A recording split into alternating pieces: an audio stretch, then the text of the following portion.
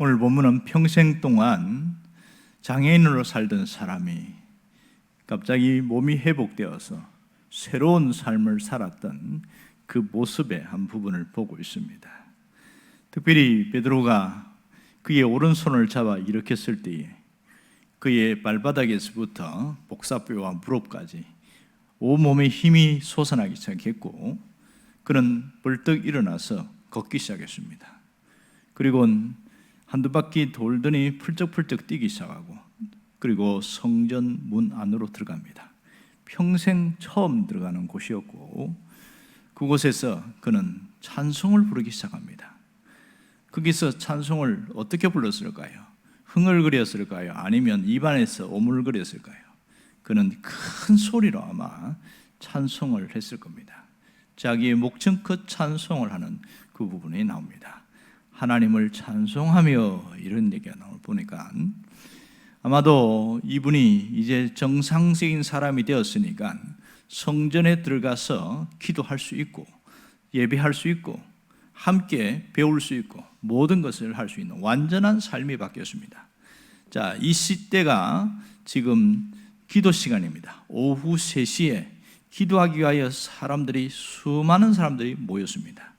그래서 이들이 함께 기도하는데 누군가 큰 찬송하는 소리를 듣고 아마 깜짝 놀랐을 겁니다.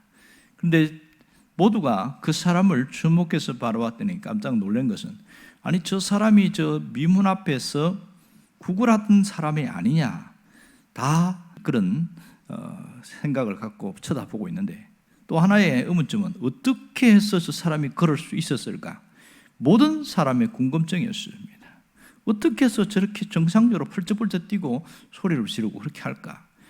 이런 사람이 아마 성전으로 나올 때 모두가 관심사였을 겁니다. 이 사람이 특별히 베드로와 요한의 몸을 붙잡았습니다. 오늘 11절을 보면 나은 사람이 베드로와 요한을 붙잡으니 이렇게 나옵니다. 여기서 의문점이 갖게 되는데, 이 사람이 왜 갑자기 이 베드로와 요한의 몸을 붙잡았을까? 그런 생각이 듭니다. 아니면 다리가 풀려서 몸을 가눌 수가 없어서 갑자기 뭔가 움직이다가 그래서 정신이 없어서 그렇게 붙잡았는 것인가? 아니면 또 다른 뭔가 얘기하고 싶은 메시지가 있는 것인가? 이런 생각을 하게 되었습니다. 여기에 붙잡다라는 헬라어 단어를 보면 등을 기대다, 등을 감싸 안다, 어깨에다가 자신의 몸을 기대다, 이런 표현으로 나와 있습니다. 이것을 보면 이 사람이 다리가 풀린 것은 아닌 것 같습니다. 그의 베드로와 요한의 몸을 뒤에서 아마 감싸고 등을 껴안은 그런 모습으로 나타나고 있습니다. 왜 그랬을까? 그것은 너무나 주체할 수 없는 감격 때문인 것이 하나의 이유입니다. 그가 돌이켜서 생각해 보니까 너무나 고맙고 너무나 감사하고, 그래서 그 감격에 겨워서 고마움을 이렇게 몸으로 표현하는 것이 하나의 이유가 되겠고요. 또 하나는 자기 자신을 이렇게 준 분이 바로 예수 그리스도의 이름이었다, 예수 그리스도였다는 것을 간접적으로 간증을 하고 있는 셈입니다. 여러분, 이 사람이 펄쩍펄쩍 뛰면서 찬송하고 할 때는 모두가 이 사람에게 주목했습니다. 그런데 이 베드로와 요한에게 몸을 기댈 때에, 그리고 등에서 이렇게 껴안을 때에 시선이 어디로 갈까요? 이 두 사람한테는 모두 가지 않겠냐는 거예요. 저 사람과 무슨 상관이 있느냐? 모두 관심사가 거기에 쏠려 있습니다. 자, 정말 성경에는 나타나지 않았지만 베드로와 요한은 이 사람의 모습을 보면서 가슴이 굉장히 뭉클했을 겁니다. 자기들이 한 일은 큰 일은 아니었어요. 그리고 자기 능력도 아니었고요. 그러나 자기를 통하여 나타나는 놀라운 기적과 그 역사를 보면서 하나님의 살아계심과 주님이 우리를 통하여 일하시는 것을 깨닫게 되어지고, 그리고 이 사람이 온전히 회복된 것을 보면서 서로가 감격이 너무 겨운 거예요. 너무너무 기쁜 겁니다. 그래서 서로가 부둥켜 안고 껴안고 울지 않았을까, 그런 생각을 해봅니다. 베드로와 요한도 마찬가지고 이 사람도 마찬가지고 서로가 감격하여 우는 모습은 아마 우리가 충분히 상상할 수 있습니다. 왜냐하면 불과 몇 분 전의 상황과 몇 분 후의 상황은 완전히 달랐거든요. 눈물과 고통과 슬픔과 절망의 삶이 이제는 해방되어졌고 자유해졌고 새로운 삶으로 이어진 것을 오늘 여기서 보게 됩니다. 이 사실 가운데서 우리가 깨달을 수 있는 게 뭐냐면, 주님은 우리의 인생의 무거운 짐을 지고 혼자 가기를 원치 않는다는 겁니다. 그래서 성경에 얘기한 것처럼 그 짐을 가지고 와서 주님 앞에 내려놓고 주님 품에 온전히 의탁하고 살아가라. 그것이 주님이 지금도 말씀하시는 겁니다. 오늘 이 두 사도와 이 안전뱅이에 일어난 사람의 사건 속에서 우리가 어떻게 살아야 하는가, 이 부분을 정확하게 이야기를 하고 있습니다. 사람들은 자기가 살면서 뭔가를 붙들고 살아가고 누군가를 의지하면서 살아갑니다. 이것이 우리의 인생사입니다.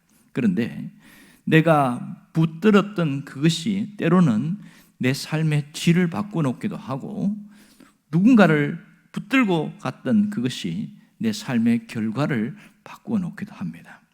그런데 우리가 정말 제대로 붙들지 않고 살아가게 되어지면 마지막은 허무함과 탄식이 올 때도 참 많습니다. 사람이 자기 욕망을 붙들고 살아가면 거기에 함몰되어서 주변이 보이지 않습니다. 그래서 그것을 위해서 다 평생 달려가는데 결국은 그것이 우리에게 만족을 주지 못하고 결국 허무함만 찾아오게 합니다. 어떤 사람은 불의한 것에 함께 있고 불의한 사람과 함께 움직이다가 함께 망하는 경우도 참 많습니다. 어떤 경우에는 거짓과 위선에 사로잡힌 그런 사람들하고 곁에 있다가 자기는 그렇게 잘못한 것도 없는데 함께 무너진 사람도 많습니다. 성경에서 그래서 시편에 보면 우리가 사람 잘 만나야 되고 어떤 장소 어느 자리에 갈 것인지 잘 구별해야 된다, 그렇게 이야기합니다. 이런 사람이 복 있는 사람이다, 그렇게 말하고 있었잖아요. 불의한 사람, 오만한 자, 악인의 자리에 함께 하지 않는 것, 이것이 얼마나 중요한지 모릅니다.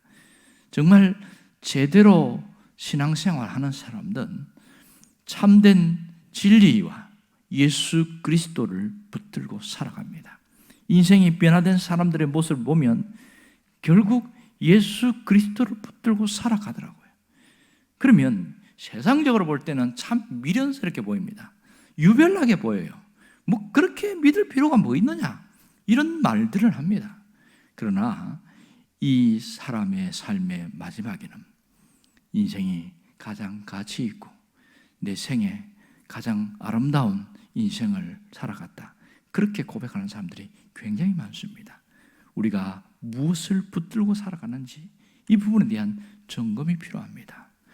오늘 예수 그리스도는 우리에게 어떤 분입니까? 우리의 인생의 짐을 지고 갔을 뿐만 아니라 죄의 짐을 지고 가신 분입니다. 그분이 십자가를 질 때에 두 손으로 지고 가거나 가슴으로 지고 가지 않습니다. 등으로 지고 갔다는 사실입니다. 주님의 그 등으로 지고 간 그 십자가는 우리의 인생 전체 내세를 완전히 바꾸어 놓았습니다.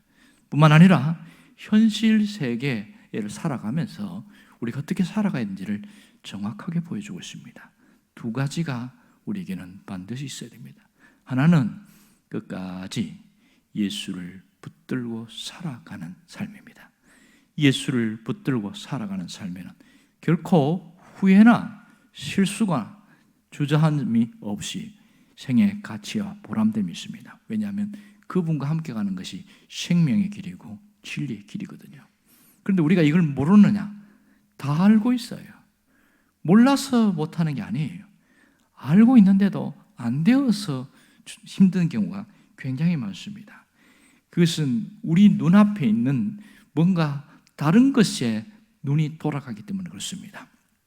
썩어질 욕망에 눈이 돌아가기 시작하면 우리의 삶은 본질에서 벗어나는 경우가 굉장히 많습니다. 이 세상을 살면서 오래 살 것처럼 보여도 사실은 그렇게 오래 살지 못합니다. 나이가 든 만큼 느끼는 세월의 속도는 빠릅니다. 60은 60km로 달리고 70은 70km로 달리고, 그렇게 눈 깜빡했는데 잠깐 자고 일어났는데 벌써 1년이 지나갔다, 이런 얘기가 쉽게 느껴집니다. 그만큼 느끼는 체감의 속도가 빠르다는 겁니다. 그러면 여기서 매일매일 우리가 선택하는 하루의 삶의 모습이 우리의 미래의 모습이 되어질 것이고, 우리가 어떤 삶을 살았는지를 정리해 줄 수 있는 귀한 시간이 될 겁니다. 내가 어느 것을 선택하고 나냐, 이 부분이 정말 중요합니다. 예수를 붙들고 끝까지 가는 사람은 결코 후회하는 삶이 없다는 겁니다. 또 하나 우리가 분명히 알아야 할 것은, 누군가 나에게 등을 기댈 때에 내가 그 등을 내어줄 수 있어야 된다는 겁니다. 오늘 연약한 사람들이 있습니다. 나보다 더 연약하고 나보다 더 힘겨운 사람이 있습니다. 그 사람들에게 내 등을 내어줄 때에 주님은 나를 통하여 오늘 그 사람을 회복시킵니다. 바로 베드로와 요한을 통해서 하나님이 일을 하셨듯이 하나님이 나를 통하여 그 놀라운 일을 하신다는 겁니다. 여러분, 엄청난 일을 하고 큰 일을 해야 하나님의 일을 하는 게 아닙니다. 작은 말 한마디, 따뜻한 말 한마디가 사람을 살리고, 따뜻한 몸짓 하나가 그 사람을 다시 한번 일으키는 놀라운 역사가 있습니다. 우리는 다른 사람들에게는 굉장히 잘합니다.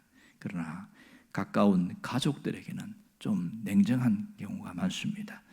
우리가 가장 먼저 사랑을 실천할 공간이 가정이고 가족입니다. 이것부터 시작되지 않으면 우리의 변화는 그것이 허상이 될 수도 있고 위선이 될 수가 있습니다.